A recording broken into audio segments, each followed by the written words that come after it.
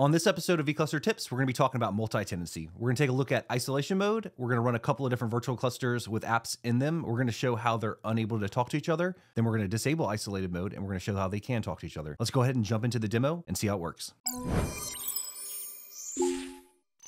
Okay, so this demo builds off of one of the previous demos we did. So we're going to get started by creating namespaces for prod and test. After that, what we're going to go ahead and do is create ingress resources for our virtual clusters. We're going to pre-create these in prod and in test. We've got an ingress controller running. We're using Nginx. If you want to see more about how to get that configured and run that, check out this video up here. So after we've created the ingress resources, what we're going to do is go ahead and create the virtual clusters. We're going to start with the prod vCluster. We're going to put it in namespace prod. We're going to say connect equals false because we don't want to connect to it. And then we're going to use the prod values. And this is what's actually within the prod values YAML. We've got sync for ingress. We've got isolation mode enabled. Then what we're going to do is we're going to create the test vCluster. We're going to create that in the test namespace. We're going to connect equals false again, and we're going to use the test and then the test values YAML in the test folder, which are the exact same except for a couple of the names and stuff as the prod values. We're using sync ingresses enabled equals true, and we're using isolation enabled equals true. So now we're going to go into the prod folder and we're going to go ahead and start configuring the prod application. So we need to connect to the virtual cluster first so that we can get our kube config. We'll do that with vCluster connect prod vCluster.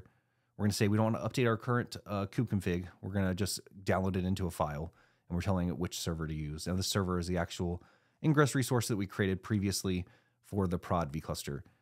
We can see that the kube config works. So what we'll do next is we'll go ahead and create the application in there, which is going to deploy a couple of things. It's going to deploy deployment, ingress, and a service.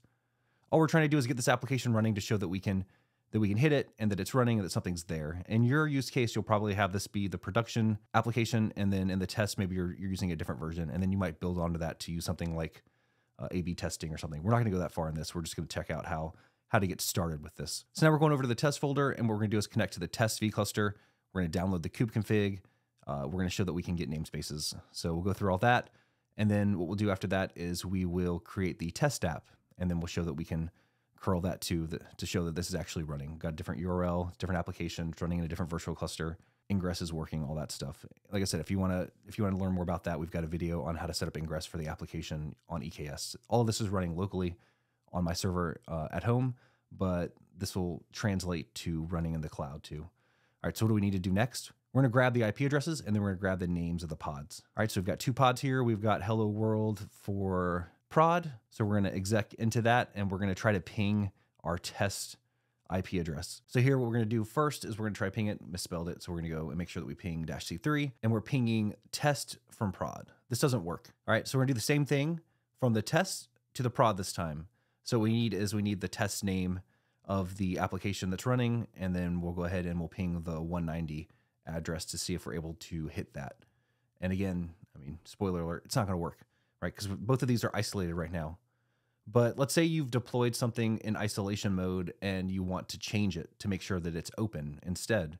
Well, you can upgrade the virtual cluster instead of recreating everything and deleting it. So what we'll do is we'll take a look at the prod open prod values, and you can see here isolation enabled equals false. So now what we're going to do is we're going to use a create command, but we're going to upgrade and we're going to use these new values. What that'll do is it will update the values for the virtual cluster. We'll do the same thing for test. That way we can ping both ways, and the test values are the same as the open prod values. So we're using open test values. And then from here, what we'll do is we'll ping again. We can ping from prod to test, and then we're going to ping from test to prod. Both works. What we'll do is we'll finish up by go ahead and reverting this change and making sure that everything still works. So we're going to go ahead and go back to our original values for prod, which has isolation mode equals true. All right, and then we'll do the same thing for test. Then we'll test again just to show these updates have been done.